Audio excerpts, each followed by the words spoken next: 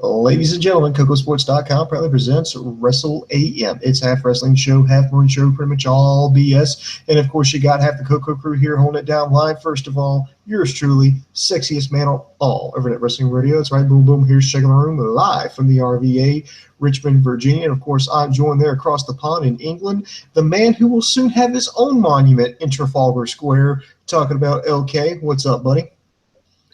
What ornament would it be? You only see my fucking head. Would it just be a statue of my head with a fucking head thing here? Jesus Christ. Anyway, how have you been? It's strange for us doing it live after.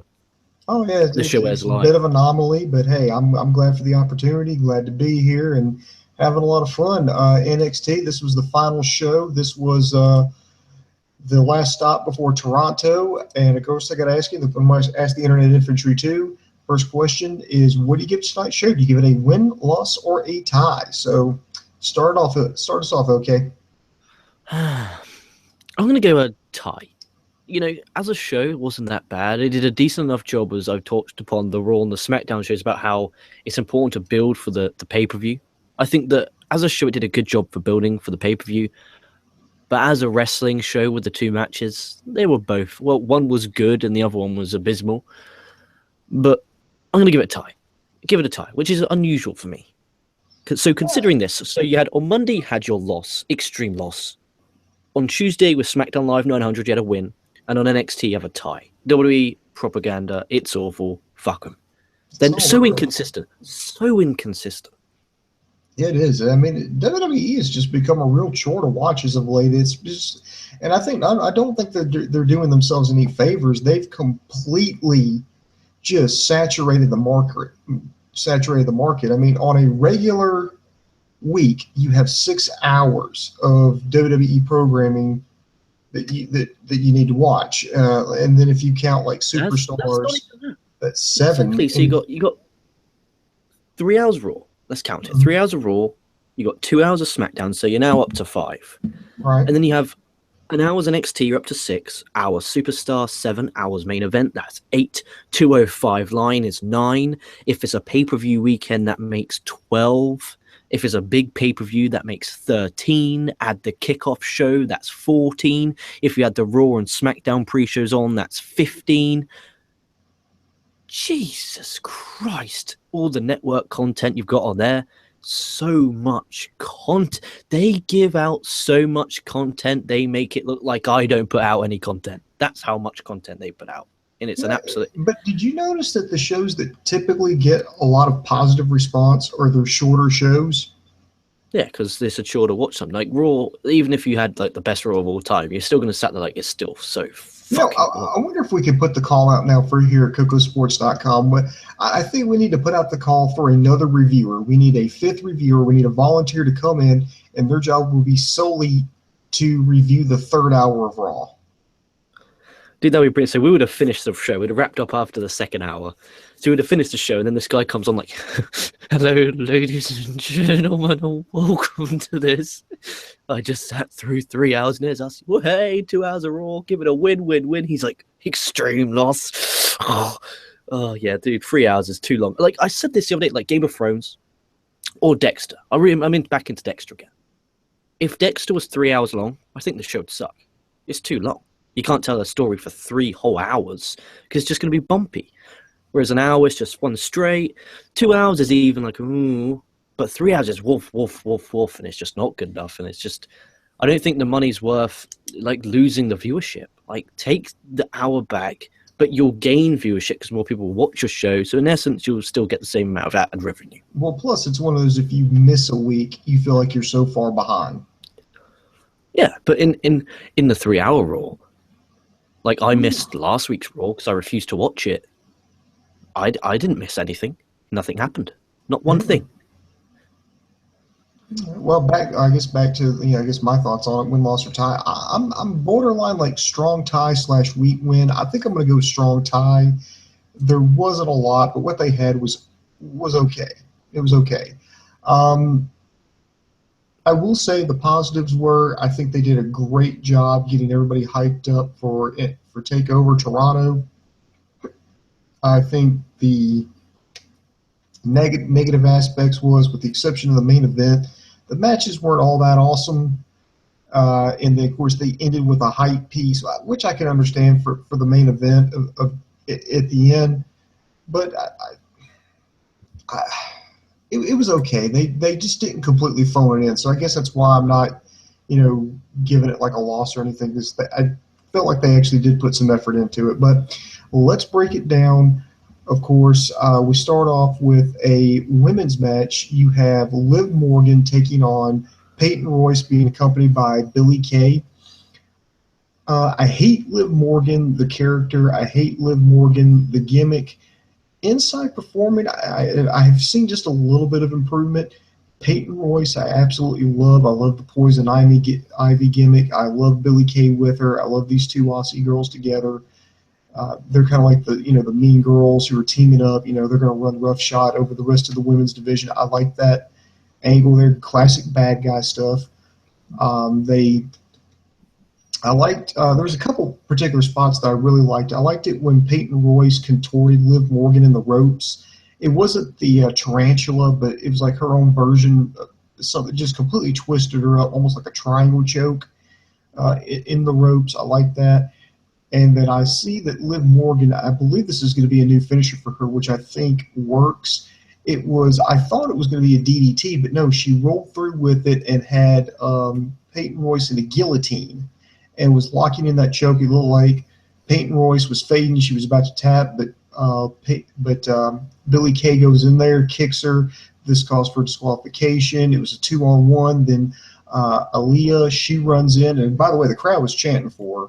So I like because they mentioned the recap, just kind of the history of this match beforehand. So the fans were actually chanting for Aaliyah. She came in 2-on-2. The bad guys started to take over. They threw Liv Morgan out of the ring. They threw Aaliyah out of the ring. They hit Liv Morgan with that bulldog onto the knee, which I think would be a great tag team finisher for the two if they wanted to go that route. Then Ember Moon comes out to save the good guys. They clean house. All three of the good girls, raise their hands. I enjoyed that. It gives everybody something to do. It builds up new talent. I love how the bad guys are progressing. Liv Morgan, if you'll just drop the jersey gimmick, I might actually give you a chance. Aaliyah, I need to see more of you before I can make a decision. And, of course, it's no secret that I like Ember Moon. I think she's a very talented young woman. She's very athletic. She's got a good look. She's got a great ring presence, and plus she needs something right now because unless she's competing for the NXT Championship, she's just kind of out there drifting. It makes no sense. This gives her something to do.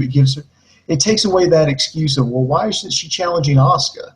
Well, because she's got other business to take care of right now. She got tired of this and decided to jump in. So they screwed it up a little bit. Actually, no. Liv Morgan screwed it up a little bit later, but I'll get to that in a minute. Oh God, yeah, dude, Jesus, that was quite frank. No, we'll touch on that in a minute because I'm gonna. Oh no, I'll touch on that in a minute. You know what? You know what? Okay. I tell you what. Let's just.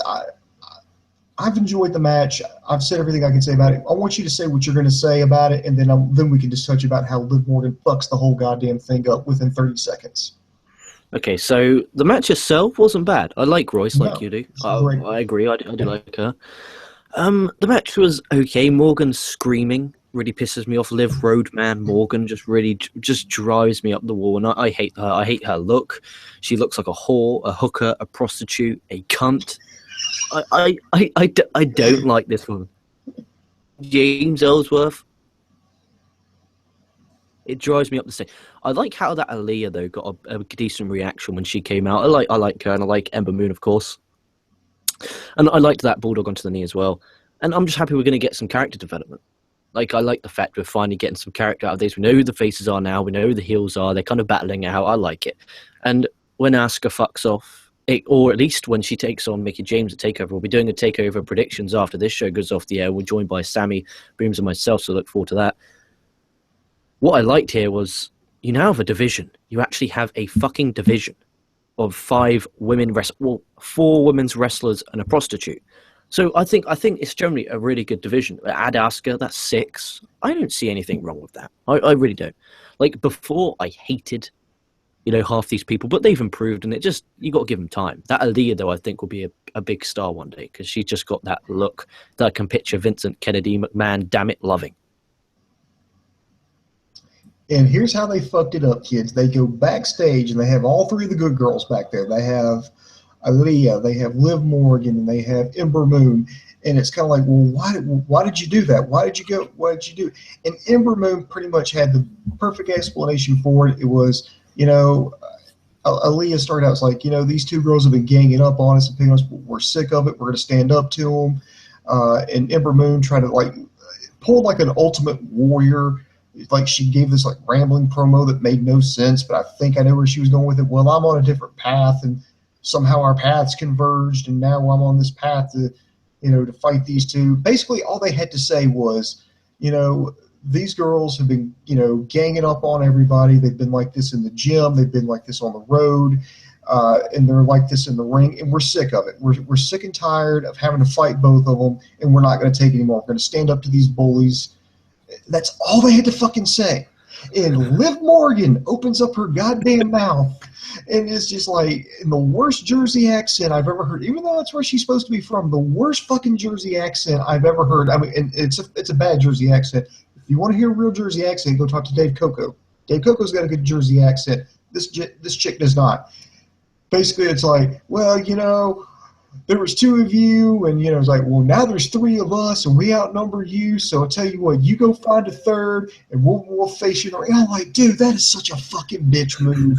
You don't fucking go, well, you were beating up on us, and now there's 3 of us. And now we're gonna beat up on you. So go find you a part. No, it should just be a recap of what the other 2 chicks just said is.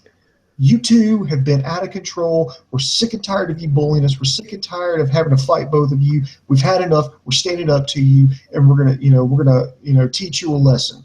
That's all you had to say. But no, you had to pull the goddamn bitch. Now there's 3 of us, and there's only 2 of you. Go find a 3rd person. We're gonna beat you up. Jesus. And by the way, it's gonna be Mandy Rose. Just you heard it here first. It's gonna be Mandy Rose. Well, see, what's even worse was. When it came on and I saw the 3 females there and I'm thinking, scratching my head, oh, do I have to see this? And then I see a backstage interviewer. Now I hate these people. I like Renee Young. I like Tom Phillips backstage. These people do nothing. This was the quote that I had to rewind to hear. Okay, I shouldn't have had to. So this was the bird. So she goes, okay. What brought you together? I'll do it again. This was her job that she got paid to do. What brought you together? We just saw one segment ago, which was 5 seconds ago. What brought them together? Oh, I wonder what brought them together. Oh, you dozy whore. Whoever sent you that script deserved to be fired on the spot. What brought you together? We literally just saw what brought them together. Damn awful. And then Morgan cuts one of the worst promos of all time. Find me a worse promo, and I swear to God, I'll put it over, because that was shit. That was shit. If that's developmental, cut. I would feel embarrassed if that was my TV show. I'd feel embarrassed to put that on the air. I would say, cut. Do that again. Morgan, zip it, shrimpy. Don't talk, you whore. Suck that man's cock. You 2 talk. Jesus Christ. Awful. So she sucks in the ring. Her character's a babyface that's a prick. And her promos are a joke. Her accent is... If you call that an accent, it's just her trying to talk. Awful. Awful. She is Zack Ryder territory right now. Ooh. No, dude, I'm not joking. Like, disgusting. Awful. Dirty woman. Oh. Tell me how you really feel. Dude, God, she's so awful. Like, if anyone in the comments likes this woman, please put it down there. Jesus wept. Shame on anyone who published that on international television. Embarrassing. What a joke. I hope Vince sees that and fires her ass. All right, next year we have we had a package hyping up the finals for the Dusty Rhodes Tag Team Classics. It's going to be the Authors of Pain versus TM61. Now, I don't know when this happened because I've watched NXT like nonstop for the past couple of months now. But apparently they've added a stipulation to this where Paul Ellering is going to be placed in a shark cage above the ring during the match so he does not interfere. Now, I love how they went back and they showed how they did the tournament and they showed the times that Paul Ellering interfered on behalf of the Authors of Pain, so it completely justifies it. But I just don't know when they did that. I mean, was that like a extra that they put out on YouTube? Yeah, it was one of their vintage NXT.com, whatever, W.com extra, which I think is silly with a stipulation. I think that was a key and should have been on the program. Yeah, I think that really should have been instead of just, oh, by the way. I was like, no, that's a pretty big deal. And plus, it's very reminiscent of the last Battle of Atlanta, which you can now watch on WWE Network. That's if you're a wrestling fan, I would suggest watching that. If for no other reason, and that is that you really shouldn't be able to, because it was long believed that was the blow-off match. That was the final match between Mad Dog Buzz Sawyer and Wildfire Tommy Rich. Those two had feuded for 2 years straight in the Georgia territory, and it got so bad that the president of the NWA himself stepped in and said, "No, you two need to end this now, and we're going to do one match here. It's going to be in Atlanta." I think this was with Georgia Championship Wrestling. This is back at the Omni in Atlanta. The Omni doesn't exist anymore, but it was in a steel cage. They had Paul Ellering in a cage up above the cage. Those two beat the crap out of each other. There was some blood. And the story goes that Ole Anderson, who was running the promotion, or at least booking the promotion at the time, I don't know if it was by accident or something, but messed up the footage, and they thought, okay, it's gone. It's gone. Well, the other story, like the rumor was that Paul Ellering actually had a copy of it, and he was just sitting on it. And eventually when he came to work with WWE again, maybe they made some kind of deal. I don't know if something happened, and now you can actually watch the match on WWE on the WWE Network, and it has no commentary. That was the way it was originally done. It was no film with no commentary. So, but you watch that, and the match really isn't that long. It's maybe about 10 15 minutes maybe. And then there was some kind of stipulation at the time where if Wildfire Tommy Rich won, then Paul Ellering would have to face Ole Anderson, and Anderson beat him up one side of the ring and back down the other. It was not pretty. But I just bring that up because that's where they got the whole idea for the cage up over the ring, putting it because of the last Battle of Atlanta. See, you, in all due respect, you're an old bastard. Okay, when I think of that, I think of China up in the cage when Owen Hart faced Triple H at Unforgiven 98. That's what comes to my mind. That just proves our age gap. Yeah, that was done in, I think, 1982, I want to say, 83. I think I was still in diapers at the time. Jesus, same when Mom was in diapers. Fuck me sideways. That's a good point, actually, when you bring that up, considering this show airs on the network. WWE's marketing team is absolutely magnificent. Like, generally is a great marketing team. But what I don't like what they do is they do a really poor job of promoting the on-demand section of the network. I think they do a really poor job of that. Like, all that content, like literally all that content on demand, and they promote nothing of it. Like, literally nothing of it. And it depresses me because you can make so much money from it. Like, you could sell that subscription alone.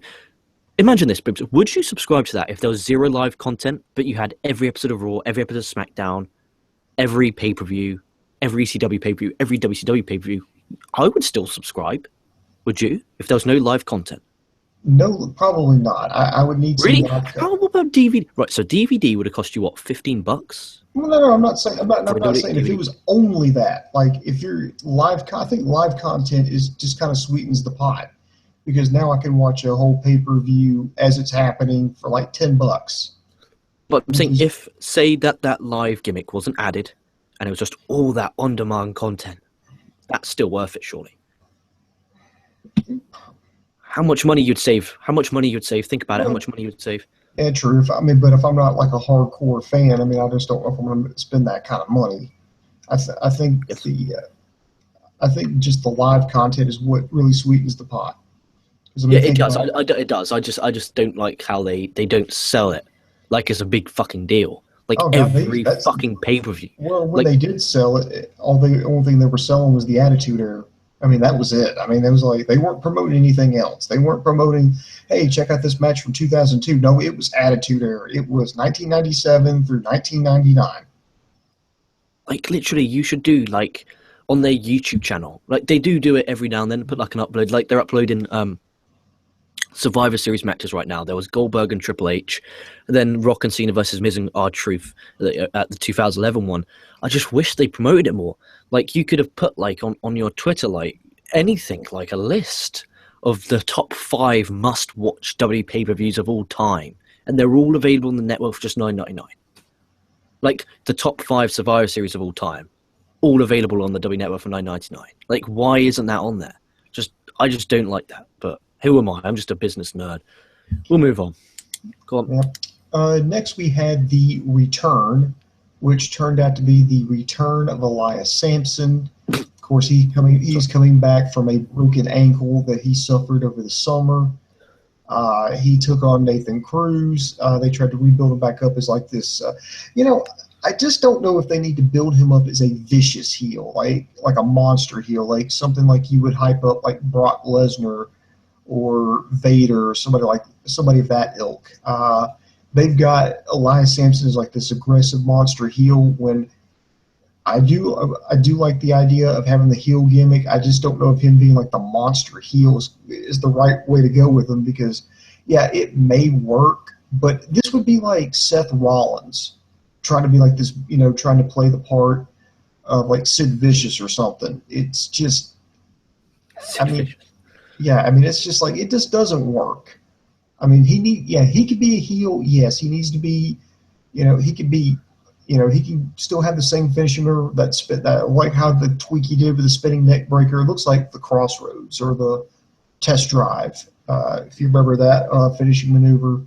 That's what it looks like now, which I think looks a lot better than just like that swingy neck breaker he was doing. He looks in fantastic shape. He's actually one of the 3 NXT guys I actually bumped into at the gym when they came through Richmond last month. And it took me a second, but I recognized him, and I think he was flattered that I actually saw him, recognized him, and knew who he was. But you know who I am? He was just kind of like, I swear to God, he blushed. Don't. You make me blush. I will go to court. I will put my hand on the Bible. I will swear that he blushed when after I was like, oh, Elias Sampson. And it's like, and even like the authors of pain, like, say, look, somebody there, say somebody recognized you. I guess, yeah. I'm not making any of this shit up. I promise you, I'm not. It's only the hardcores that watch NXT. It's only the hardcores that know. So yeah, that's understandable. Yeah. Bless his cotton socks. So I'm actually glad to see him back. So I don't want to see anybody go out with an injury. Nothing that takes you out like that. So I'm glad to see him back. I just don't know if the monster, aggressive, heel character is right for him, because it might work for him in NXT, but if he goes up to the main roster with that, I promise you that's not going to work. It will not work for him. Dude, I think he will work less than Apollo Crews if he goes to the main roster right now. That's how bad I think he won't work. But I mean, what I didn't like about this crowd, now these crowd, okay, they're the what they call the smart. I've never understood the terminology fans used to call each other fans, the smart crowd. So you had Nathan Cruz in there, who's a former Progress World Champion, a former Progress Tag Champ, big time star in the UK independent scene, and they're chanting "Let's go, Jobber." These are meant to be intelligent, smart, hardcore wrestling fans at a developmental show from WWE, and they do not know who Nathan fucking Cruz is. Unbelievable. And he comes out to Metallica's only song that I like, Turn the Page. That's the only song I like from Metallica. He comes out. Actually, it's a cover song. Yeah, that from Bob Seger, isn't it? Bob Seger. I like Bob Seger, that old toilet. Love Bob Seger. Anyway, yeah, you would think I was born in 1942, but anyway. What was I going to say? Oh, fuck me sideways, fuck, I just forgot what I was going to say. Fuck's sake, Metallica, you old cunt. Yeah, he's in a group called The Origin in progress with El Ligero and Dave Mastiff and this other tall, bold guy. I forgot his name. That's good, isn't it? Shows me how much I fucking pay attention, isn't it? Unbelievable. But El Ligero as a heel actually works, which is a surprise. I didn't think it would work, but the name will come back to me as I continue the show. Elias Sampson, he didn't do that bad. He's got himself in great shape. And I always talk about being in good shape, so he has that ticked. His singing is awful. Awful. I think that was intentional. He needed he had to be, his guitar had to be out of tune. He needed to sing a little off key because because he's a bad guy. He needs people to boo him. I think they're going to boo him anyway because I don't think they like him for some reason. I don't know why they don't like him. They keep saying drift away. I don't get that. I don't get that. I don't understand the hatred for this guy. Roman Reigns I understand, but Elias Sampson's done nothing. Why give him so much hate? Fucking full self fuckers. Hate him. But I always say this way, if you're a bad guy and they're doing that, I mean, that's what you want them to do because at least they're giving you a reaction. That's true. That's very true. At least they're giving you a reaction, because the worst thing that can happen is people just don't care and sit on their hands. It's very true. All right, then we get to a hype video going up between DIY and the Revival. That's going to come to a head at Takeover Toronto. I love this package. I love how they put together. That really got me fired up. We're going to be doing a review or preview of this pay-per-view. I've got a pretty interesting scenario I'm going to lay out for you on that. That's coming up on the next episode of Wrestle AM. Yeah, what? Yeah, next show. Sorry, you just caught me off guard there when you said Wrestle AM. I get confused in your old ways, Booms. Caught me off guard. Call promotion. Yeah, but you said Wrestle AM, and I got a bit confused. I thought, you doing a show for someone else, you bastard? And I remember Wrestle AM was what you put this show as, and I have to, every fucking time you put it as, I have to fucking edit it, or else I get shouted at. Jeez. I love it. Literally, I think you conspire. Like, when you write your titles, you conspire against me, because I can tell when you've done a solo show, because when I wake up, I get a text from Dave saying, can you edit the title? Every time. It upsets me. You copy and paste and edit. You make me want to cry sometimes. I love you, but damn, you make me want to cry sometimes. Well, I'll keep changing the rules and don't fucking tell me. Did you copy and paste? Literally, it's just copy and paste. I'll explain to you after we got 5. Mm-hmm. All right. Next, they had a hype video hyping up Bobby Roode versus Ty Dillinger. I thought I'd seen it all because I remember they did like the sit-down interview between the two last week. I was like, well, what more could they do? What more can they do? Son of a bitch, they fucking delivered. They really expanded on Ty Dillinger. And I mean, they talked about, how he was within the, he was a champion in Ohio Valley. He got a run on the new ECW. He got let go. He got back to WWE. I think he went to Florida Championship Wrestling originally, and he's just been there. And they've just showed his journey. It's like, dude, they really made him a sympathetic character. I really love that hype video. I loved how they did that.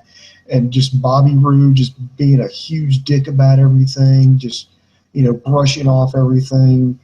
It's just, it's like, here's a guy who's had to fight, he's had to struggle for everything he's ever had. And here's a guy who's just been able to really just waltz in and just kind of, automatically be a superstar.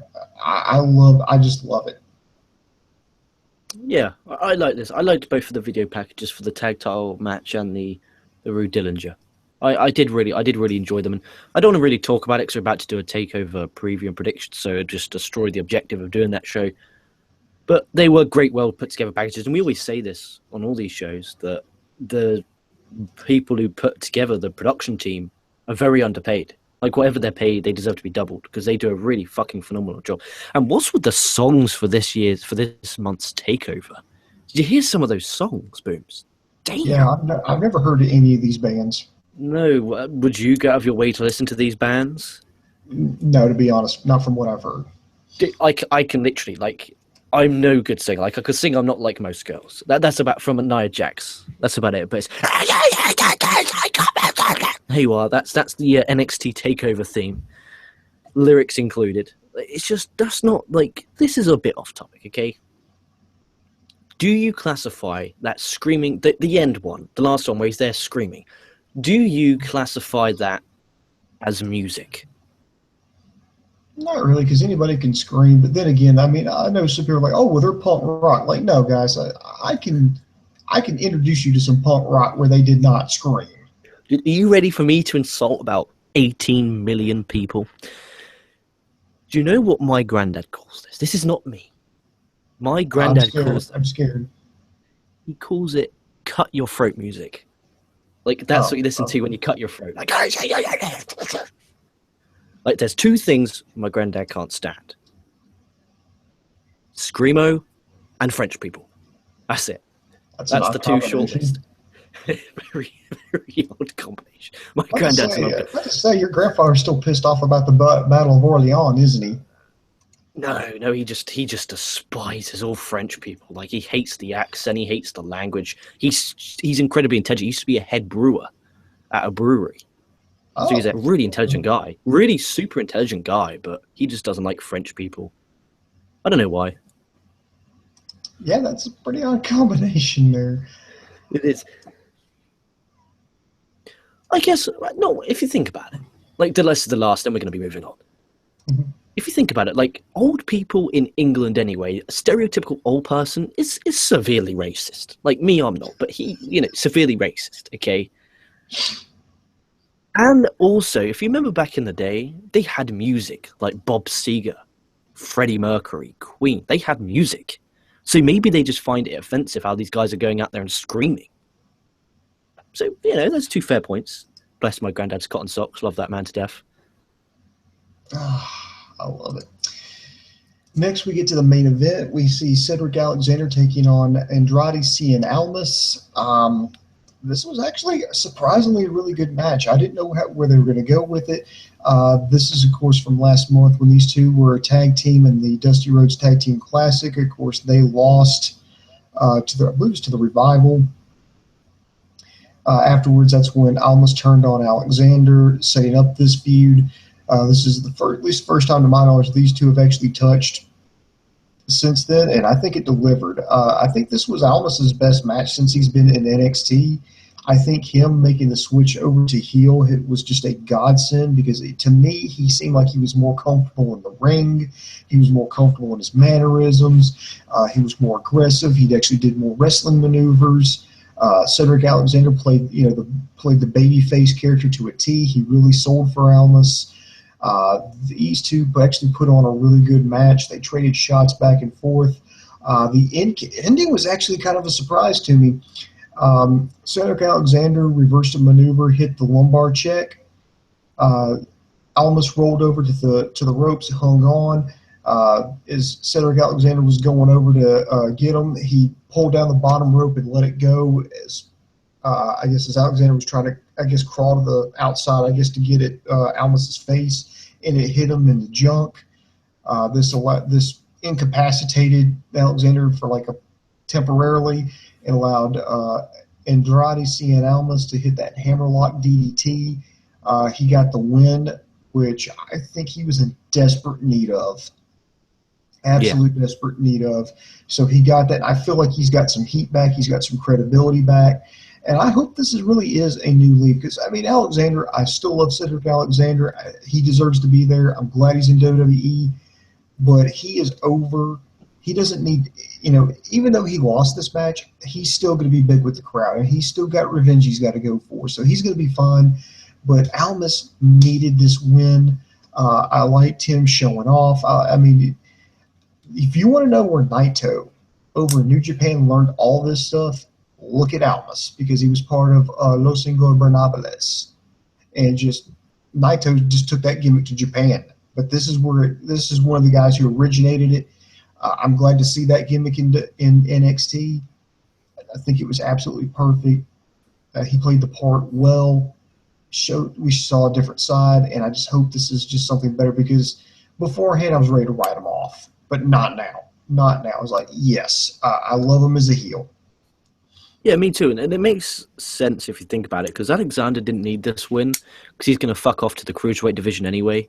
So he really didn't need this win. So it made sense for them to give the win to Almas. He's going to be with NXT. He's going to be touring. And the match itself was really good. I loved how, because these guys hate each other, because obviously Almas turned on him, I loved how it was way more physical.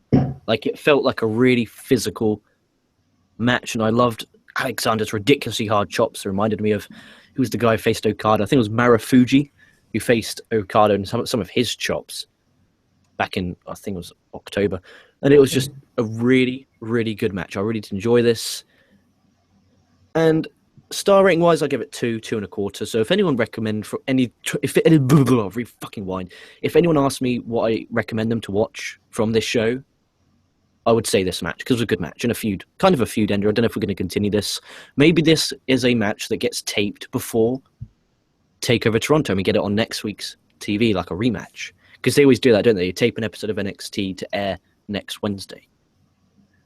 But, I mean, as a whole, to summarize the show, it was kind of uneventful. Like, if you skipped this show, it wouldn't have mattered, minus the main event. And you wouldn't have seen the god-awful promo from Liv Morgan. Unbelievably embarrassing. Humiliating. God. I hope that Liv Morgan's granddad wasn't watching that. Jesus. Christ almighty. Unbelievable. And well, we wrap up the show with a hype video, hyping up the rematch between Shinsuke Nakamura and Samoa Joe. It made sense. This was for the as you say, the NXT champion, whoever the champion is, that should be the main focus of the show. And this was the ending, so this was the focus of the show. It showed how the whole feud. It showed what happened right after Takeover New York. Samoa Joe putting Nakamura on the shelf. It showed Nakamura's return, and just the path of destruction that Samoa Joe's gone on. I thought it was really well put together, and we'll see in Toronto. How about this? As we're wrapping up, and I got this right at the top of my notes here. Last week's contract signing with Nakamura and Joe, that should have been the main event of this week's edition of NXT, going into the Takeover Toronto. Mm-hmm. That's how I think they should have done it. I think they should have had the video package last week and that this week. I think that would have been more logical, because that pull-apart brawl and that contract signing was brilliant. To just have a video package kind of made me feel that down. Like, I want to be excited, but all they did was video packages, which I can understand because it's being taped and it's only an hour long. But I'm just excited for Takeover. We'll talk about that more on the show we're about to go live in and after this show goes off the air. Yeah, so let's go ahead and wrap up, and then we'll get that show on the road. So if you want to hear what we're thinking about that, just go ahead and stay right here. We're going to get another show up coming up just a little bit here. So in the meantime, check us out, KocoSports.com, KOCOSports.com. It's your home for combat sports, where the world is kick ass, and most importantly, where it's okay to be a passionate fan. Like, subscribe to us on YouTube, Facebook, and Twitter.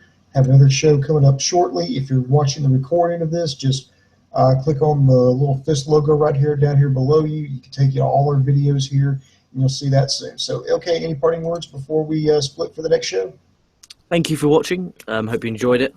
Be going live with a Takeover preview show after this, and tomorrow it's Lucha Day, baby. So we're going to be doing a Lucha Underground review. Please, no spoilers. I have not watched it. Sammy's not watched it. Booms obviously hasn't watched it. Me and Booms watch it tomorrow, and we'll do a freeway review of that tomorrow. Then Lucha Elite tomorrow, and a Survivor Series 2016 preview. Friday, your weekly TNA Weekly Ring of Honor review. Saturday, I'm taking the night off as it's my friend's birthday, so I can't watch Takeover sadly, as I'll be probably on the floor throwing my guts up. Sammy will have that covered. Booms, will you be applicable to do the Takeover review with Sammy, or are you working? Because I know you'll work. Yeah, I'm working Saturday night. I work overnights on the weekends. Yeah, that's understandable. It happens. It's life. So Sammy will get that covered, and then I'll be covering Survivor Series on Sunday, and it all wraps up again on Monday. So hit the subscribe button, because there'll be so much content coming your way as always. All right, so we'll see you in just a couple minutes.